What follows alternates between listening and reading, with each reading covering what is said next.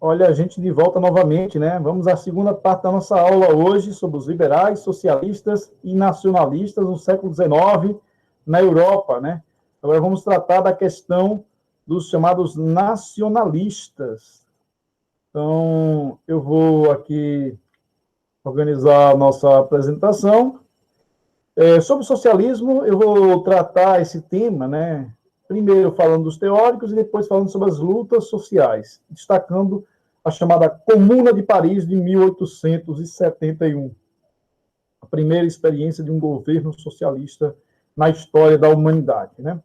Então, para o socialismo, nós temos que entender o seguinte: diferente dos liberais que defendiam a liberdade como algo importante, supremo, os socialistas vão defender a igualdade, né? Porque ninguém é livre se não é igual, né? Então, eles tinham essa tese, né? Os socialismos são, na realidade, um conjunto de teses surgidas no século XIX que pregavam a igualdade entre os indivíduos através da consciência política da exploração causadas pelo capitalismo, né? Em relação à classe operária, né? Então, a grande ideia deles é o seguinte, né? Que os trabalhadores, operários, unidos, têm o quê? A força. E essa charge aqui é maravilhosa, né? Então, aqui estão vendo os trabalhadores, aqueles que produzem, aqueles que fazem com que a economia funcione, unidos fazendo uma força, né? Aqui estão vendo a mão, né? O punho. E as ideias socialistas são, na realidade, respostas intelectuais às teses liberais, né? Para mostrar o seguinte, que a miséria não é causada por um aumento demográfico ou coisa do tipo, né? Os pobres não são pobres porque querem, ou porque já nasceram assim, né? Mas a miséria é causada principalmente pela exploração, né? Então, essas teses socialistas vão servir de base para a luta dos chamados movimentos sindicais e também dos movimentos políticos, inclusive das próprias esquerda, né? Em todo o século XIX e século XX. Tipos de socialismo. É importante dizer que nós temos vários socialismos, né? E várias experiências e ideias teóricas socialistas. Os primeiros eram chamados socialistas utópicos, né? Como Claude Saint-Simon, Charles Fourier, Robert Owen, que pregavam uma sociedade ideal, né? Que a exploração fosse mitigada. Os segundos são chamados socialistas marxistas ou científicos, que tem o principal nome Karl Marx e Friedrich Engels, né? E o terceiro, os anarquistas, ou os chamados socialistas libertários, que aqui eu destaco o Pierre-Joseph Proudhon e o Mikhail Bakunin, né? Vamos ver um pouquinho sobre o pensamento destes homens. Vamos começar pelos utópicos, né?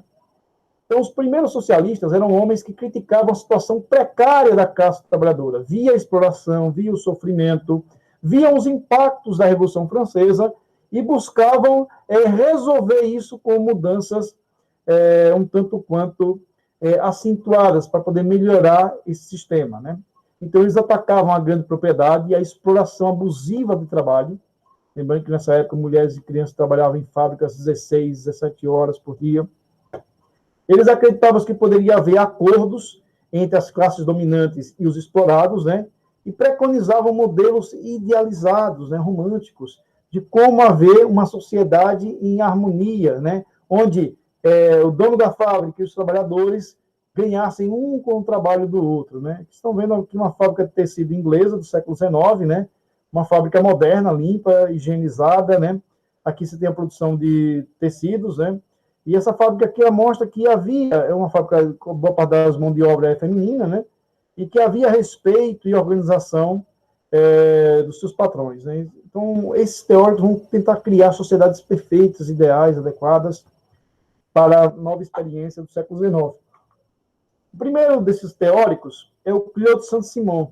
Ele nasceu em 1760 e morreu em 1825, participou da Revolução Francesa, né? Ele, apesar de um homem rico, apesar de um homem nobre, né, um conde, ele abriu mão do título de nobreza dele, escreveu duas obras assim muito impactantes na sua época, né? Cartas de um habitante de Genebra e o Novo Cristianismo, onde ele defendia o seguinte: ele defendia que uma sociedade não deveria haver pessoas ociosas. E aí ele cita quem é o preguiçoso da sociedade, né? Para ele é o padre, é o policial, o militar, né? que não é justo, diga-se de passagem, né, processo de trabalho, né? E aqueles banqueiros e donos de fábrica que não trabalhavam e exploravam o trabalho dos outros. Para ele, a sociedade não tinha que ter preguiçosos, né? E nem também a exploração do homem pelo homem, com fins de enriquecimento. Ele pensava numa sociedade que fosse dividida em 3 classes: os sábios, os proprietários e os que não tinham posses. Então, ele bebia muito das ideias do Platão, lá da antiguidade, né? E para ele, uma sociedade devia ser governada por sábios, né? E artistas, que eram pessoas sensíveis, que conseguiriam fazer uma sociedade funcionar de forma mais harmoniosa, né? Ele faz uma defesa também de uma nova religiosidade. Para ele, o catolicismo, os protestantes eram um bando de hipócritas, né? Era preciso uma nova religião que incutisse o respeito ao próximo, né? Os valores de dignidade humana, para se criar uma nova mentalidade progressista, industrialista e justa, né? Então, Claude Saint-Simon morreu sem ver esse mundo ideal que ele pensava criar, né? Outro autor é o Charles Fourier, que vocês estão vendo aqui na imagem, esse senhor aqui, de cabelos grisalhos. Era um pensador francês, um ideólogo socialista, nasceu no final do século XVIII e morreu na primeira metade do século XIX. Escreveu um livro chamado O Novo Mundo Industrial, né, onde ele mostrava bem quais eram os impactos da industrialização na vida, na sociedade. E ele defendia que a nova ordem social que estava surgindo deveria reestruturar, reconfigurar a sociedade. E, para ele, era necessário criar os chamados falancérios, que eram comunidades cooperativistas, socialistas, onde seria abolida a divisão do trabalho e cada homem poderia desenvolver ao máximo o seu talento, suas aptidões, sem exploração, sem haver um mandar e o outro obedecer, né? Onde todos trabalhavam, todos se lucravam no trabalho, né? E onde haveria paz, igualdade e liberdade para todos, né? Essas experiências aconteceram na Europa, principalmente na Inglaterra, né? Mas também foram exportadas para os Estados Unidos. Haviam colônias até 1850, né, de falancérios nos Estados Unidos. Só que a concorrência era muito desleal, muito desumana, e esse modelo, depois que o nosso querido Charles Fourier morreu, acabou sendo um absoluto fracasso, né? Robert Owen, né, natural do país de Gales, nasceu no finalzinho do século XVIII e morreu em 1858, né, ou seja, um homem do século XIX. Ele é um destacado filantropo. Ele fazia filantropia, ele ajudava os mais pobres, né? E também ele era um fabricante de tecidos, só que ele era diferente dos outros fabricantes de tecidos que exploravam o trabalho de crianças, de mulheres, né? Ele vai criar, na cidade de New Lanark, na Escócia, uma sociedade e empresa modelar, né?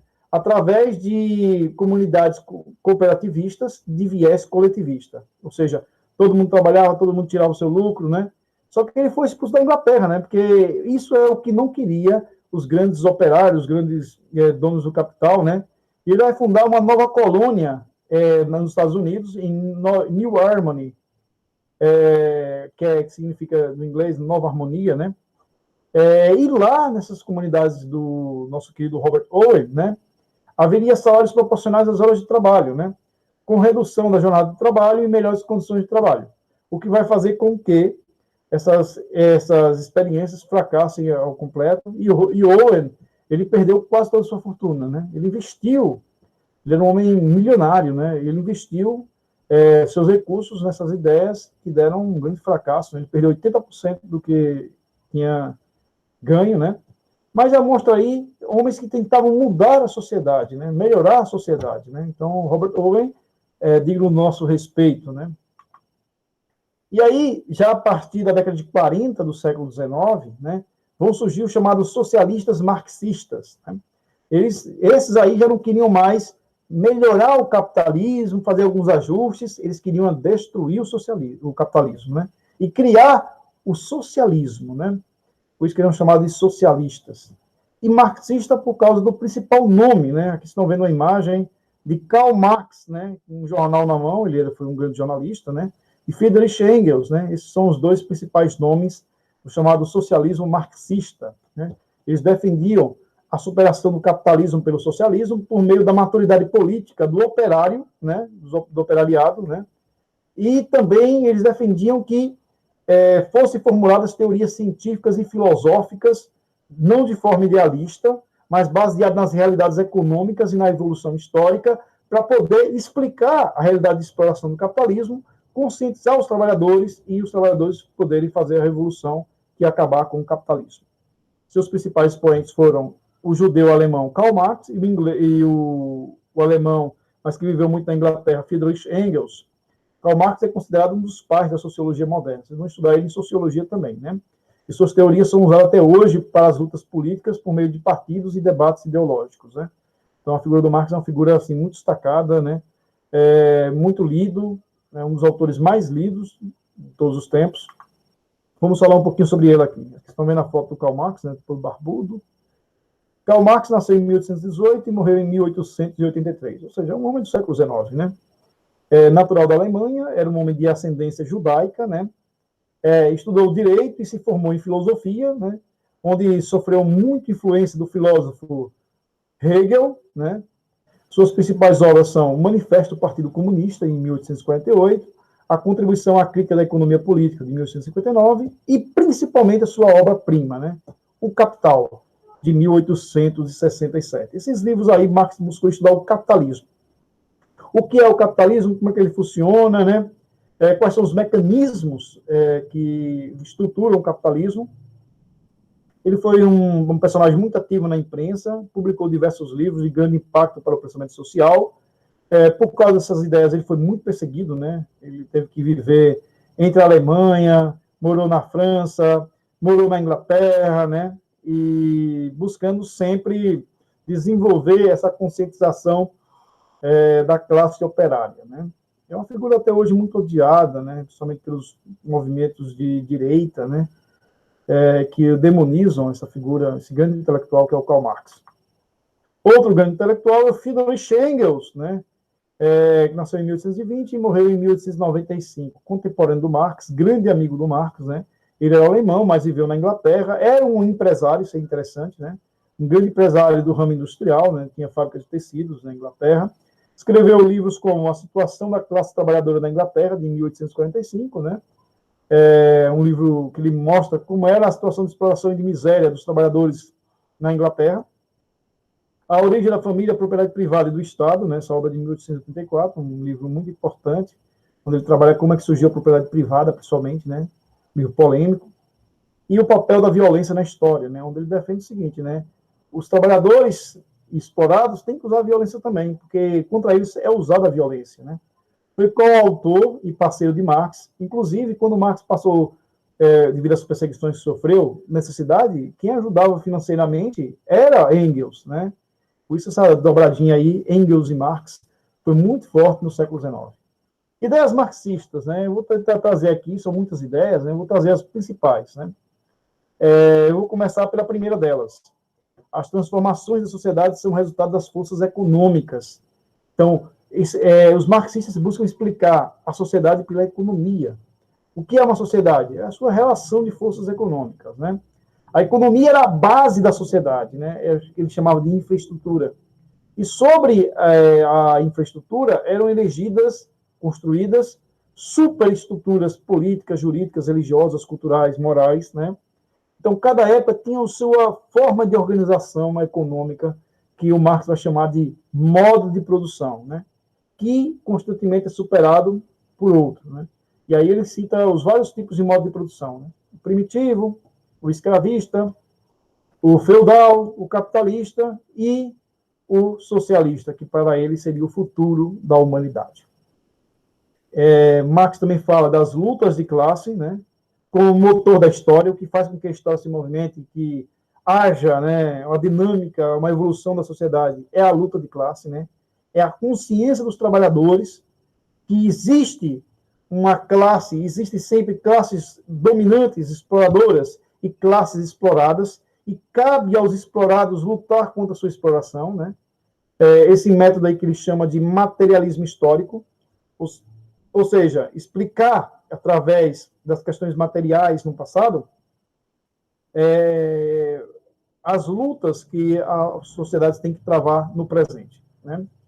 O proletariado ele é considerado o agente das transformações da sociedade capitalista, quando ele tem consciência de classe, quando ele sabe que ele é explorado e que ele precisa lutar contra essa exploração. Marx também descobre a ideia de mais-valia, né, que na realidade é o grande mecanismo do capitalismo moderno, que a mais-valia é o seguinte, gente. Você contrata um trabalhador, paga um salário para ele produzir durante determinado tempo uma mercadoria. Só que o burguês ele fazia o seguinte, ele explorava o trabalho do indivíduo, pagava esse trabalho pelo salário e ficava com todo o lucro que era produzido do trabalho desse homem, né?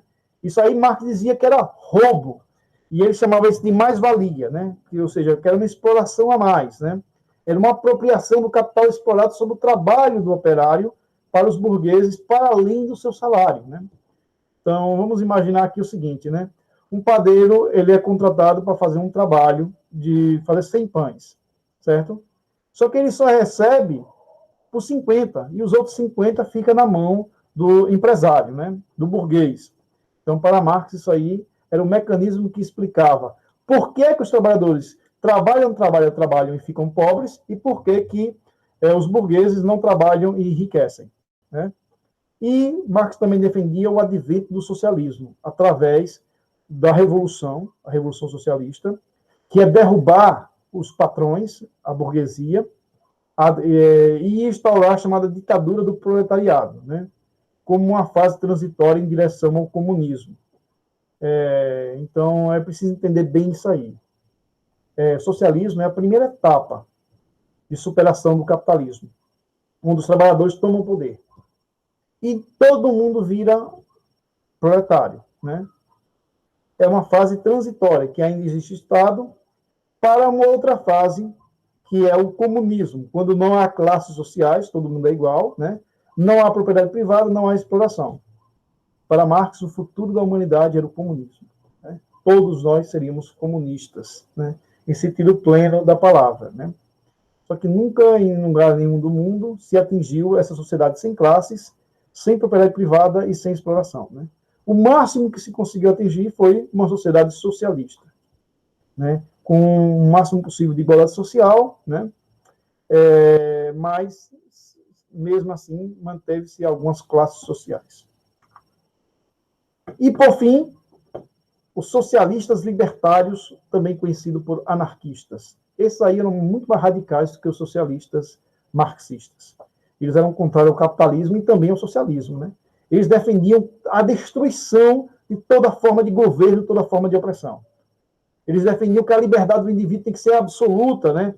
Contra qualquer forma de opressão, seja ela política, econômica, religiosa, ou o que for. E que o Estado era visto como a origem de todos os males. Então era preciso destruir o Estado, né? A sociedade deve governar a si própria. O Estado não é um mal necessário. Para os anarquistas, o Estado era um mal desnecessário, né?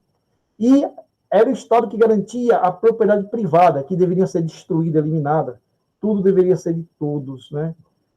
Eles defendiam o comunitarismo das cooperativas, né? Então, essa seria a forma de todo mundo ter tudo, né? Vidas cooperativas e comunitárias.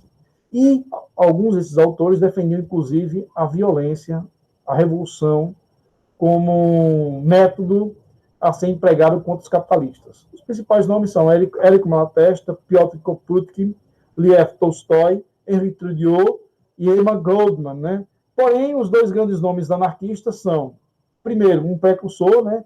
O Pierre-Joseph Proudhon, francês, estão vendo aqui a foto de Proudhon, um homem do século XIX, 1809 a 1865, nasceu na França, é considerado um dos precursores do anarquismo, é ele que cria o termo, né, anarquia social. É autor de obras impactantes, né, como A Propriedade é um Roubo, de 1840, e Filosofia da Miséria.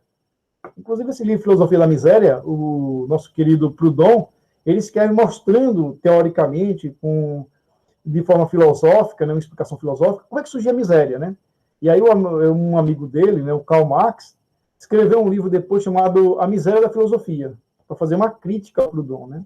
As principais ideias de Proudhon: ele criticava os abusos do capitalismo, defendia a pequena propriedade e propunha a criação de cooperativas e bancos sem juro para os trabalhadores, para poder distribuir a riqueza para todos.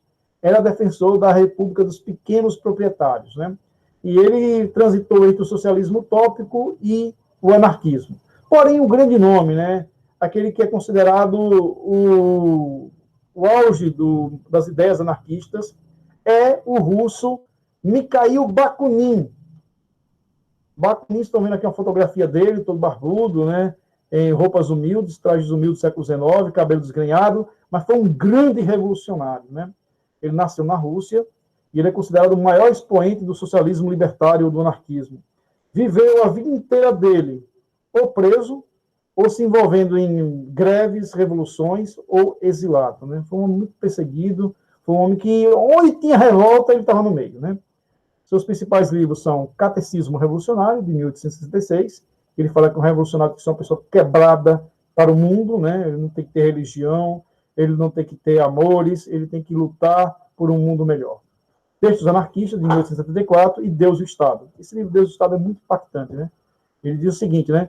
É preciso destruir a religião e é preciso destruir o Estado como forma de liberdade do indivíduo, porque tanto a religião quanto o Estado tira a liberdade do indivíduo.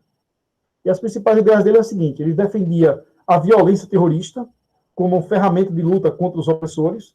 Inclusive, nós tivemos czares, né, imperadores russos, que morreram, né, em atentados, bombas, né, organizados pelos anarquistas.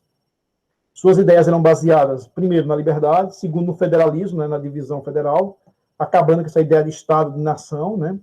Terceiro, no ateísmo, né, não dá para acreditar em Deus, porque Deus também é uma forma de exploração. E quarto, no materialismo, né, na crença nas atividades econômicas seriam importantes para poder igualar os indivíduos.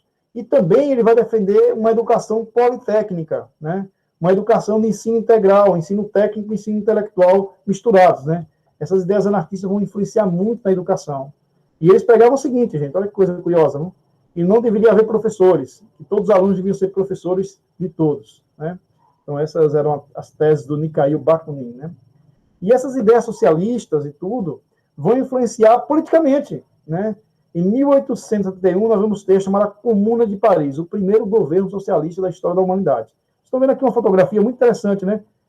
Pedras de calçamento das ruas de Paris, organizando como se fosse uma barreira, né? Uma barricada, um canhão aqui, a população parisiense, né? Em guerra, né? E a Comuna de Paris foi uma das mais importantes insurreições populares do século XIX, ocorreu na cidade de Paris, né, onde a cidade foi evacuada, todo mundo fugiu, né, e a massa popular, né, os operários socialistas tomaram o poder, né. Esse evento foi resultado de diversos fatores. Nós vamos ter a crise do bonapartismo, né, o Napoleão III vai perder uma guerra contra a Prússia, né, a chamada Guerra Franco-Prussiana. Os socialistas vão aproveitar essa situação de caos, né, de desespero, vão tomar a cidade de Paris, né, e vão governar durante 2 meses, do dia 18 de maio a 28 de maio de 1871, vamos ter um governo popular socialista que vai extinguir a propriedade privada, que vai decretar a igualdade entre homens e mulheres, ensino público gratuito para todo mundo, né? Só que esse movimento vai durar pouco tempo, porque o exército francês, juntamente com os alemães, vão invadir Paris, matar, extraditar e prender boa parte dos líderes do movimento, né? Mas aí já mostrava um primeiro movimento em direção ao socialismo. Isso só vai acontecer a partir de 1917, na Rússia, com a chamada Revolução Russa. O reformismo também vem da Igreja Católica, né? É importante dizer que esse teor de reformismo social vem da Igreja Católica também. Aqui vocês estão vendo o Papa Leão XIII. Ele publicou no ano de 1891 a bula, a encíclica Rerum Novorum, onde a Igreja era tida como instrumento de reforma e justiça social, né? Ele se posicionava contra a doutrina marxista de luta de classes, contra os métodos violentos dos anarquistas e apelava para o espírito cristão dos empregadores, né? Pedindo para que eles respeitassem a dignidade dos seus operários, né? E pedindo para que os operários respeitassem os seus patrões, né? A partir dessa encíclica, a Igreja Católica vai manter, durante quase todo o século XX, né, posicionamentos sociais bem progressistas. Um exemplo disso hoje é o Papa Francisco, né, que tem debatido muito esses temas polêmicos da Igreja, com uma visão bastante progressista, diga-se de passagem, né. Então, a própria igreja vai entrar nesse processo. E não podemos deixar de falar que os próprios trabalhadores vão começar a se organizar para lutar pelos seus direitos, né? Vão surgir as chamadas lutas operárias, né? As chamadas lutas operárias precursoras. Eu posso dizer o seguinte, né? Que esses movimentos de reação dos proletários, dos operários contra a exploração capitalista, vai se dar por meio da união, né? Por meio da unidade de movimentos coletivos. O primeiro movimento contra a exploração dos trabalhadores é conhecido como movimento ludista, né? Porque eles acreditavam o seguinte: nós somos explorados por causa das máquinas. Existe desemprego, fome, miséria e exploração por causa das máquinas. O que fazer? Destruir as máquinas. Então, os trabalhadores iam lá, quebravam as máquinas. Esses ludistas aí eram liderados por um homem chamado Ned Ludd, né? O grande Ludd. E eles foram perseguidos, muitos foram, inclusive, condenados à morte, enforcados, né? Só que o problema não era só as máquinas, né? Havia toda uma exploração do sistema capitalista.